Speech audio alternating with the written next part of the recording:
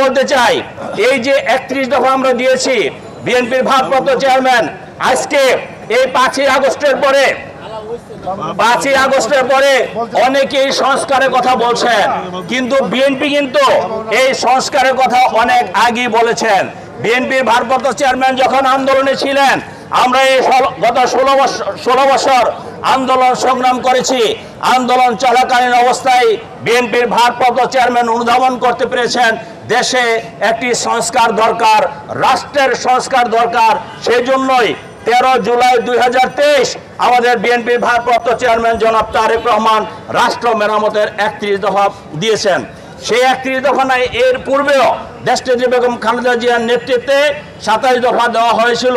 এবং আপনারা জানেন, আমাদের শহীদ রাষ্ট্রপতি জিয়াউর রহমান, আমাদের আদর্শিক পিতা, তিনি 19 দফার ভিত্তিতে রাষ্ট্র পরিচালনা করেছেন। আমাদের বক্তব্য হলো স্পষ্ট, আমরা রাষ্ট্র জন্য সংস্কার একটা চলমান প্রক্রিয়া। আমরা সব সময় সংস্কার করে যাই, সংস্কারের ভিতরেই থাকি। সংস্কার কিন্তু কখনো শেষ হয়ে যায় না। যুগের সাথে সাথে আমরা এক সময় অ্যানালগ মোবাইলে ছিলাম, আমরা এক সময় এভাবে ঘুরিয়ে ঘুরিয়ে ফোন করতাম ঘরে। এখন কিন্তু আমরা ডিজিটালে ফোন করি। আমরা মুখে বলি যে স্বপনকে ফোন লাগাও, ফোন হয়ে যায়। আমরা মুখে বলি ফজলু ভাইকে ফোন লাগাও, ফোন হয়ে যায়। আমরা মুখে বলি মোবারক ভাইকে ফোন লাগাও, ফোন হয়ে যায়। আমরা কিন্তু সেই ডিজিটাল যুগে আছি। কাজেই যুক্তরাষ্ট্রের 1 নম্বর জিম চেইন গোল্ড জিম এখন আবারও বাংলাদেশে। বসুন্ধরা আবাসিক এলাকা ও বসুন্ধরা সিটি শপিং মলে প্রতিনিয়ত আমাদের সেই সংস্কার নিয়ে চিন্তা করতে হয় এবং সেই সংস্কার আমরা করি, এবং বিএনপি হলো সেই সংস্কারের জনক আমি মনে করি। আমাদের বিএনপির চেয়ারম্যান প্রয়াত শহীদ রাষ্ট্রপতি জিয়াউর রহমান সর্বোচ্চ সবচেয়ে বড় সংস্কার করেছিলেন। সেটা কি আপনারা মনে আছে? সেটা হলো একদলীয় বাকশাল থেকে বহুদলীয় গণতন্ত্র প্রবর্তন করেছিলেন শহীদ রাষ্ট্রপতি জিয়াউর রহমান। শহীদ রাষ্ট্রপতি জিয়াউর রহমান বাংলাদেশের অর্থনীতিতে সচ্ছল করেছেন। শহীদ রাষ্ট্রপতি জিয়াউর রহমান এদেশের মানুষের ভাগ্যের পরিবর্তন করার জন্য গার্মেন্টস সেক্টরে আজকে যে লক্ষ লক্ষ মানুষ কাজ করে, সেই গার্মেন্টস প্রবর্তন করেছিলেন। শহীদ রাষ্ট্রপতি জিয়াউর রহমান কৃষিতে ব্যাপক উন্নয়ন করে একটি যুদ্ধ বিধ্বস্ত দেশে কৃষি তৎকালীন সময়ে বাংলাদেশ থেকে কৃষি পণ্য বিদেশে রপ্তানি করেছিলেন। অর্থাৎ যদি সংস্কার না এই সমস্ত কর্মকাণ্ডগুলো করতে পারতেন না। পরবর্তীতে কিন্তু আমাদের নেত্রী দেশনেত্রী বেগম খালেদা জিয়া সেই একই ধারায় সংস্কার করেছেন।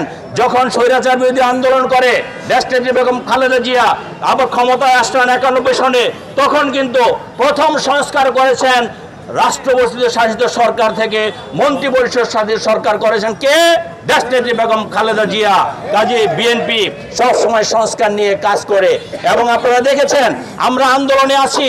আন্দোলনে আমরা কবে বিজয়ী হব সেটা আমরা জানতাম না, কিন্তু আমাদের নেতা বিএনপির ভারপ্রাপ্ত চেয়ারম্যান জনাব তারেক রহমান নিশ্চিত ছিলেন আমরা আন্দোলনে বিজয়ী হব ইনশাআল্লাহ। যার কারণে 2023 সনে 13 জুলাই তিনি সংস্কার প্রস্তাব দিয়েছেন। আমরা তখন থেকে সেই সংস্কার নিয়ে কাজ করে যাচ্ছি।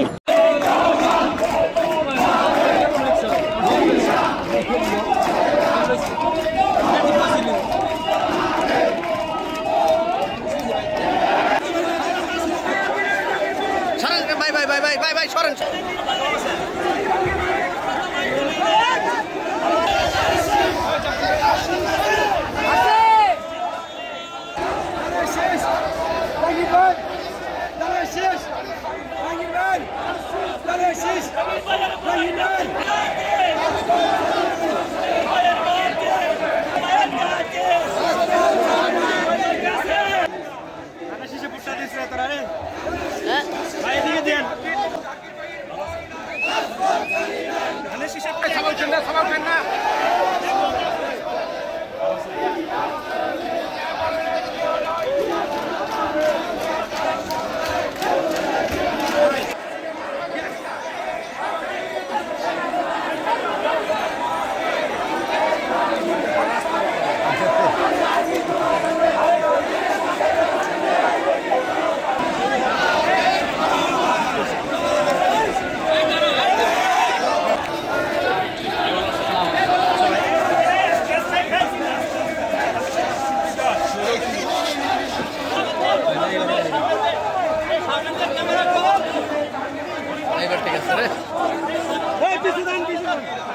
যারা নিহত হয়েছে আল্লাহ রাব্বুল আলামিনের কাছে আমরা প্রার্থনা করছি